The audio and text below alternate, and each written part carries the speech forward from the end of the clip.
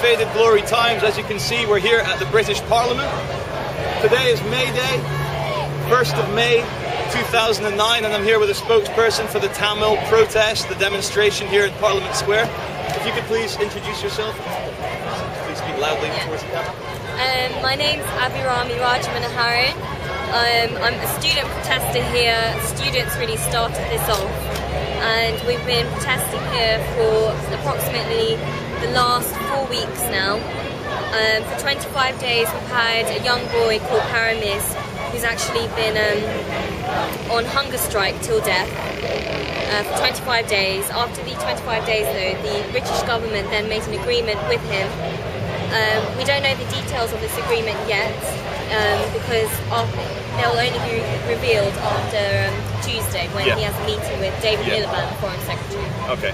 So he's suspended his fast for now, but if the British government doesn't actually fulfil their side of the agreement, he will restart his hunger strike till then. Really? And how do you feel the British government's response has been so far? It's been too slow. Every day we're hearing of thousands who are killed, injured by bombs from the Sri Lankan government. We've got hundreds of thousands of civilians now, I think, in the camps surrounding this no-fly zone, which actually we feel are concentration camps. Yeah. People are tortured in there, husbands and wives are separated from their children. Yeah. We're getting reports that they're strip searched and made to walk actually naked like 100 yards before they reach the next point. So, I mean, the main argument that we actually face is that these are allegations that are actually LTT propaganda. Yeah. Now, at the end of the day, if the Sri Lankan government actually let in international media, then we wouldn't have this issue. But they're not letting the international media in because they've got something to hide. Absolutely. What parallels, if any, can you draw between Gaza and the blackout of media and the not letting people in or out of Gaza with what's happening in the Tamil region in Sri Lanka? I mean, there are strong parallels. I mean, again, not letting media in. This has actually proven to be a huge impact. The only reports that we get are from Tamil journalists. Yeah. So, because they're Tamil, they're kind of, the world sees them as Tamil propaganda from the LTTE.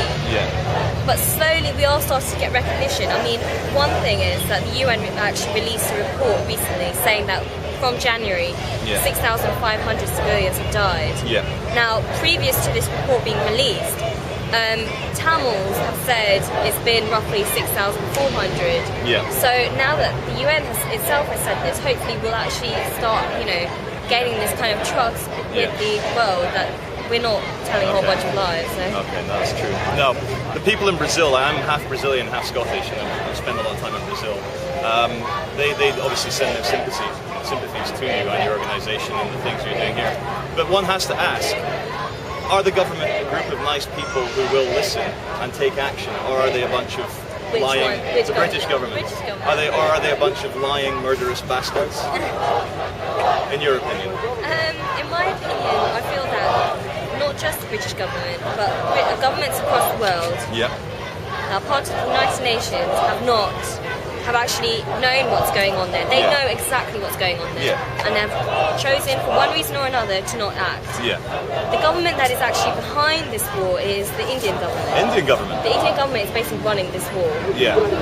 Is it like, is it an ethnic thing? Like, are the Indians the same ethnicity as the Sri Lankans? Or? No, I mean, I'll go to your point first and then go back to my initial point, which is, with your point, that's one argument that we face from the Sri Lankan government, which is when we say Tamils from the northern part of Sri Lanka are from Sri Lanka, they say, I mean, that's our rightful homeland. They say, no, you're from South India, Tamil Nadu.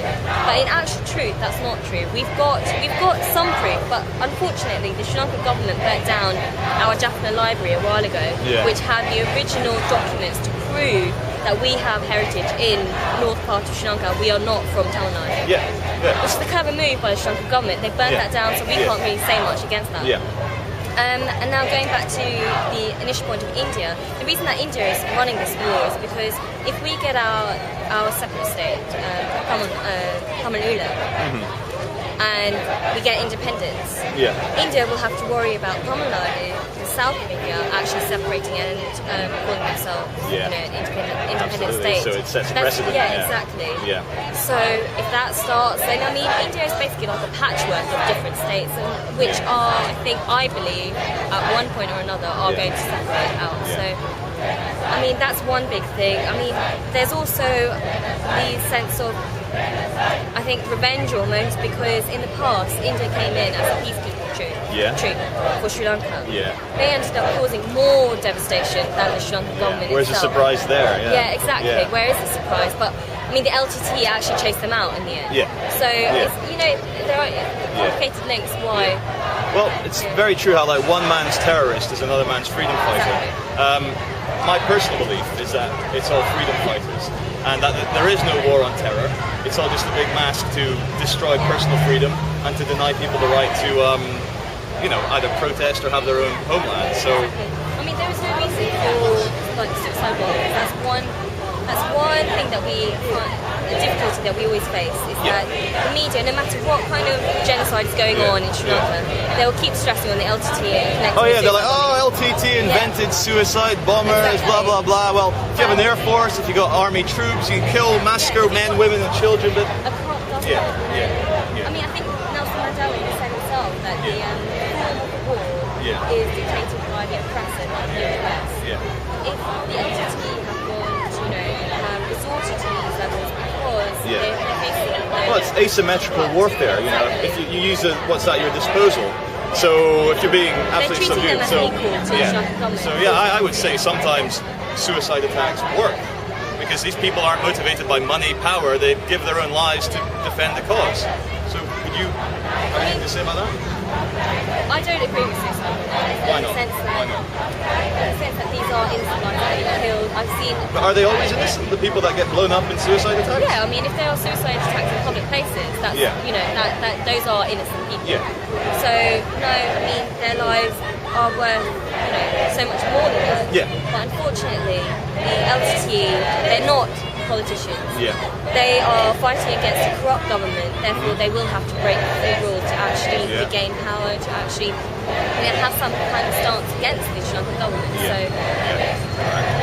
Well, that's us today. Charlie Torres reporting from the Tamil camp here at Parliament Square. I'd like to thank the spokesperson a lot for your time. Thank you. And good luck with everything. Thank you very much. Thank you. And this is for me. Thank you. Cheers.